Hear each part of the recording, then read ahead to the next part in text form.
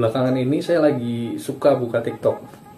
Awalnya sekedar buat cari hiburan karena saya lihat juga istri kan sering gitu buka-buka TikTok dan bikin video lucu-lucuan. Sampai akhirnya saya juga tertarik untuk membuat atau mengupload sebuah video di TikTok, tapi tetap berusaha membawa sesuatu yang positif dalam video saya.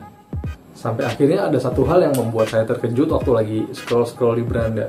Tiba-tiba muncul video live di mana seseorang ada yang mau melakukan apa yang diperintahkan penontonnya, kayak nampar wajahnya, getok kepalanya pakai gayung, bahkan dia juga mau nahan nafas dalam waktu tertentu kayak misalnya 10 detik, 20 detik. Tapi dia mau melakukan perintah-perintah tersebut jika penontonnya memberikan gift.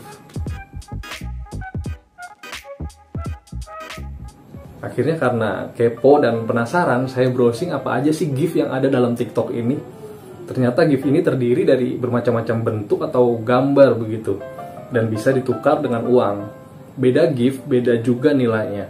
Tapi yang paling besar di gift itu TikTok Universe dengan 34.999 koin. Dengan satu koin kalau dirupiahkan sekitar 250 rupiah.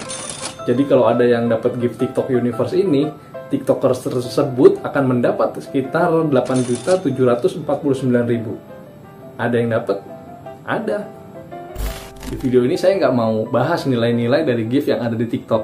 Kalian bisa browsing sendirilah untuk hal itu. Atau mungkin kalian malah lebih hafal atau lebih tahu soal gift yang ada di TikTok karena ibaratnya ya kalian juga sering main di sana atau sering juga lah buka TikTok. Saya nggak bermaksud merendahkan, menyepelekan, apalagi menghina orang lain. Video ini murni sebuah opini atas apa yang saya lihat di TikTok. Yang saya lihat dan ingin saya bicarakan di sini adalah cara orang-orang tersebut yang ingin mendapatkan uang dengan cara yang instan tanpa perlu usaha yang lebih banyak dan lebih positif. Nggak salah sih sebenarnya, cuma mungkin caranya aja yang kurang tepat. Di antara mereka itu yang live di TikTok itu ada yang menjual kesedihan. Mereka live dengan memegang tulisan seperti misalnya korban PHK, butuh makan dan sebagainya. Mereka live dengan gambar yang sangat jernih, dengan suara yang sangat jernih juga, sangat jelas. Yang membuat saya tuh berusaha meyakinkan diri saya sendiri kalau mereka itu live dengan HP Asia. Ngapain ribet kalau pengen punya HP canggih tapi murah? Beli HP Asia Ekspresi. Jadi intinya dalam live TikTok tersebut mereka tentunya bukan menghibur, tapi lebih ke arah meminta belas kasihan orang lain. Mereka berusaha mendapat empati dari menjual kesulitan yang mereka rasakan, atau mungkin yang mereka setting, saya juga nggak tahu. Kenapa ya saya katakan begitu? Kenapa saya katakan mereka menjual kesedihan? Karena tidak ada hal lain yang mereka berikan dalam tayangan live tersebut selain minta sesuatu dari penonton, minta gift tanpa mereka memberikan hiburan atau sesuatu yang baik dan positif untuk penonton dari live-nya mereka. Ini misalkan kalau Anda nyanyi gitu di TikTok, terus ada yang kasih gift, itu wajar karena Anda menjual suara Anda dan penonton senang. Artinya ada sesuatu yang Anda jual kepada penonton yang menyenangkan hati penonton. Kalau Anda live misalkan main gitar, terus penonton bisa request dan bayar dengan gift, itu wajar karena ada jasa yang Anda jual, ada kesenangan yang Anda berikan kepada penonton. Tapi mungkin ya, ini mungkin loh hanya sebuah perandai-andaian lah. Mungkin akan ada kata-kata pembelaan buat mereka yang live nampar wajah, mandi lumpur, atau pakai tulisan habis PHK. Mungkin akan muncul pembelaan atau kata-kata yang penting kan mereka nggak ngerampok, mereka nggak nyolong dan sebagainya. Mungkin memang itu lebih baik daripada mereka mencuri, merampok, atau bahkan mungkin korupsi. Tapi dengan cara seperti itu kita mendapat rezeki dari belas kasihannya orang lain. Dengan cara yang lebih elit memang karena dibalut atau dikemas dalam bentuk live di sosial media. Nggak perlu kita kepanasan di lampu merah atau duduk di depan toko. Nggak perlu gelas plastik atau kantong bekas permen yang udah digulung bagian atasnya gitu kan. Tapi maksudnya dari tujuan dan niat atau hasil akhir dari keduanya itu sama gitu loh. Sama-sama menggantungkan harapan pada belas kasihan dan empati dari orang lain. Apalagi nggak bisa dipungkiri nggak sedikit pengguna TikTok ini yang masih muda, masih sekolah, bahkan anak SD aja banyak yang main TikTok. Di usia mereka yang cenderung masih labil, apalagi jika ditambah kurangnya pengawasan, pengarahan, dan peran dari orang tua, nggak menutup kemungkinan mereka akan memandang cara instan mencari uang dengan gift menjadi sesuatu yang wajar. Karena apa yang mereka lihat, mereka telan mentah-mentah tanpa berpikir lebih jauh. Dan hal ini wajar karena pola pikir anak-anak memang belum sejauh itu. Mungkin mereka akan berpikir, oh kalau nggak punya kerjaan, kalau nggak punya duit, live aja di TikTok. Gak apa-apa kepala digetok gayung, gak apa-apa nampar pipi sendiri asal dapat gift.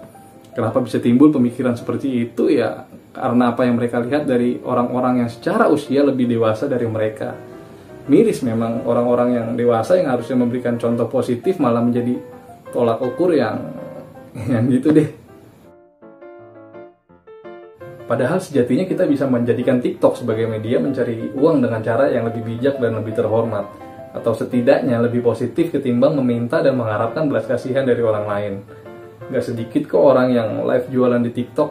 Bahkan saya pernah lihat ada artis wanita yang jualan live di TikTok dan menurut saya itu luar biasa banget. Mereka yang udah punya popularitas aja masih mau teriak-teriak nawarin dagangannya. Bolak-balik ambil baju yang dia jual saat ada penonton yang minta, "Spill dong kak dress yang biru yang di belakang," atau "Spill dong kak rok yang ada di belakang tuh yang warna hitam," gitu. Saya nggak bermaksud mendewakan artis, tapi mereka yang udah punya atau udah sering dapat uang besar aja masih mau turun gunung buat jualan gitu loh.